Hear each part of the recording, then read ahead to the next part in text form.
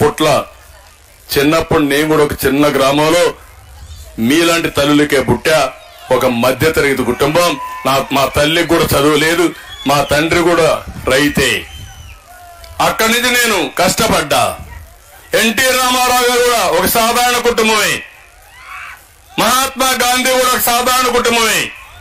ఇప్పుడు ప్రధానమంత్రి నరేంద్ర మోడీ గారు కూడా ఎన్నోసార్లు చెప్పాడు, ఒక రైల్వే స్టేషన్ లో టీ అమ్ముకుంటూ కష్టపడిన వ్యక్తి. మీలో శక్తి ఉంది, సామర్థ్యం ఉంది, దానికి వెలికి తీసే ఆలోచన రావాలి.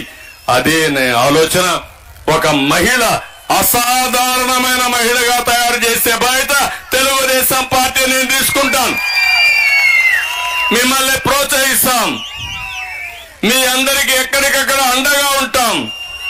ఇంకో పక్క మీకు అవసరమైతే ఏదైనా ఇబ్బందులుంటే ఇబ్బందులు పరిష్కారం చేస్తాం. ఇప్పుడే కాన్స్టిట్యుయెన్సీ పార్టీ ప్రెసిడెంట్ చెప్పింది, తెలుగుదేశం వస్తే ఎవ్వరు కూడా ఆడబిడ్డకు ఎక్కడ అన్యాయం చేయాలనో అవమానం చేయాలని ఆలోచిస్తే భయపడతారు. ఒక్క ఉదాహరణ చెప్తున్నా. నేను ముఖ్యమంత్రిగా ఉన్నప్పుడు 2015 ఆ ప్రాంతంలో గురిజాల్లో ఒక చిన్న అమ్మాయి పైన, ముస్లిం బాలిక పైన అత్యాచారం జరిగింది. నాకు సమాచారం వచ్చింది. చాలా సీరియస్ అయ్యాను. నేను ఒకటే చెప్పాను, ఎన్ని టీంలు వేస్తారో వేయండి, 24 గంటల్లో ఎక్కడున్నా పట్టుకోమని ఆదేశాలు ఇచ్చాను.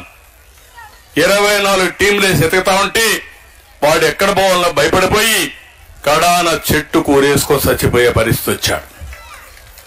అంటే నేను ఒకే మాట చెప్పాను ఆ రోజు కూడా, ఎవడైనా నా ఆడబిడ్డలో జోలుకొస్తే ఖబర్దార్ జాగ్రత్తగా ఉండండి, అదే లాస్ట్ డే మీకు. అది పరిపాలన. ఈరోజు ఏమన్నా పరిపాలన ఉందమ్మా? ఎవరికన్నా భయం ఉందా?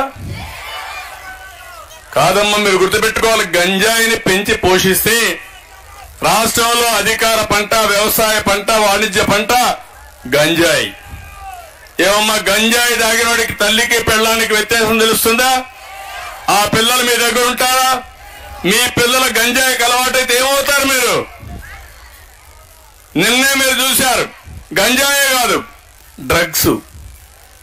డబ్బులకు కక్కుర్తిపడి విదేశాల నుంచి డ్రగ్స్ తీసుకొచ్చి అమ్ముకునే పరిస్థితికి వచ్చారంటే ఈ ప్రభుత్వానికి బాధ్యత ఉందని నేను అడుగుతున్నా. అదే తెలుగుదేశం హయాంలో రాలేదేవాడు? రావాలంటే భయపడ్డారే.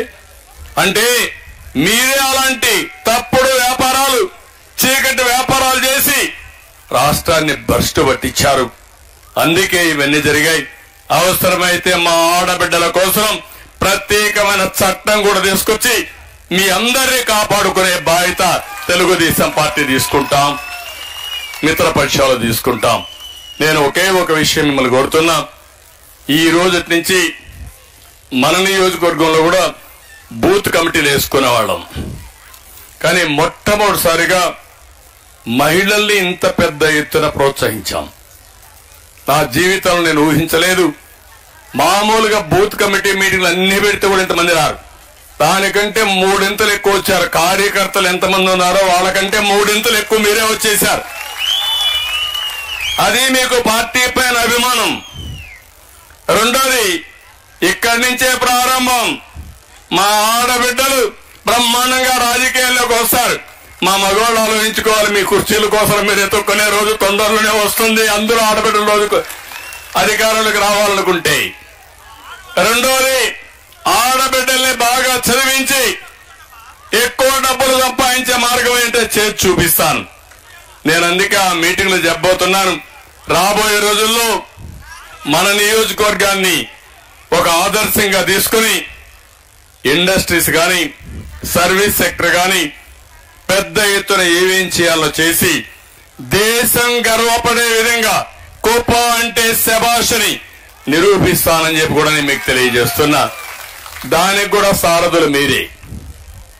ఆ పగ్గాలు కూడా మీ చేతికి ఇస్తా. ప్రతి ఒక్క కుటుంబంలో మీరు ముందుకు రండి. ఆర్థికంగా మీకు ఇస్తా ఉంటాం. వచ్చిన డబ్బులు బాగా సంపాదిస్తే మళ్ళా మీకు ఇస్తే ఆ డబ్బుల్ని మల్టిప్లై చేసి సంపాదిస్తే ఒకసారి రుచి మరిగితే డబ్బులు సంపాదించడం చాలా సులభం కూడా. మీరు ఒక్క విషయం గుర్తుపెట్టుకోండి. ఆ రోజు డాక్రా సంఘాలు పెట్టాను, మిమ్మల్ని ప్రోత్సహించాను. ప్రతి ఒక్క సంఘం దగ్గర డబ్బులున్నాయి. అదే మరి మీకు ఆవులు పట్టించాను, మీరే సంపాదించుకునే పరిస్థితికి వచ్చారు. అదే మరి ఐటీ ఉద్యోగాలు కావాలని పిల్లల్ని బాగా చదివించి ఐటీ పరిశ్రమలు తీసుకొచ్చాను రాష్ట్రానికి.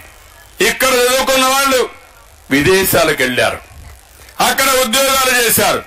నేను అన్నాను, మీరు ఉద్యోగం చేయడం కాదు, ఉద్యోగాలు ఇచ్చే స్థాయికి రావాలని చెప్పి ఆ రోజు పిలిపిస్తే, ఈ రోజు ఏ దేశంలోనైనా ఉద్యోగ కల్పనలో మన వాళ్ళు ముందున్నారంటే అది తెలుగుదేశం పార్టీ చూపించిన చొరవ. నేను చెప్పే మాటలన్నీ కూడా అసాధ్యమైన మాటలు కాదు, ఎన్నికల కోసం చెప్పే మాటలు కాదు. నా ప్రజానీకం ఎవరైతే ఉన్నారో 45 ఏళ్లుగా నన్ను ఆరాధించారో, అభిమానించారు, అండగా నిలబడుకున్నారు, మీకు రుణపడున్న 40 ఏళ్లు చేయలేని పనులు 5 సంవత్సరాల్లో చేసి మా ఆడబిడ్డలు రుణం తీర్చుకుంటారని మరొక్కసారి మీ అందరికీ హామీ ఇస్తున్నా. ఒక అన్నగా మిమ్మల్ని అందరినీ కోరుతున్నా, ఒక తమ్ముడుగా మిమ్మల్ని అందరికీ విజ్ఞప్తి చేస్తున్నా. ఇంటింటికి వెళ్ళండి. ఒక లక్ష్యం పెట్టుకున్నాం, నేను పెట్లా, కుప్పంలో ఉండే మీరే పెట్టుకున్నారు. రేపు రాబోయే 24 రాబోయే 50 రోజులు జరిగే ఎన్నికల్లో మనందరి లక్ష్యం 1,00,000 మెజారిటీ. 1,00,000 మెజారిటీయే లక్ష్యంగా పెట్టుకొని ముందుకు పోవాలి. అంటే వేసిన వాళ్ళల్లో 75% మనకే ఓట్లేయాలి. ఇది సాధ్యమనా కాదా? మీకు సాధిస్తారా లేదా? దాంట్లో 50% ఆడవాళ్లే ఓటు అయిపోతే ఇంకుండే 25% మగవాళ్ళు మీ ఇంట్లో ఉండేవాళ్ళు. మీరు గట్టిగా కానీ చెప్తే ఇక్కడ ప్రెస్ వాళ్ళు కూడా కొంతమంది ఉన్నారు, మెజారిటీ మనతో ఉన్నారు, కానీ కొంతమంది మాత్రం పాపం నేనేం చెప్పనది, వాళ్ళ మేనేజ్మెంట్లు వాళ్ళ పిల్లలు కూడా ఈ రాష్ట్రంలో ఉన్నారు, వాళ్ళకు కూడా గంజాయి అందుబాటులో ఉంది, డ్రగ్స్ అందుబాటులో ఉన్నాయి. కానీ పేపర్లు రాయాలనుకుంటారు,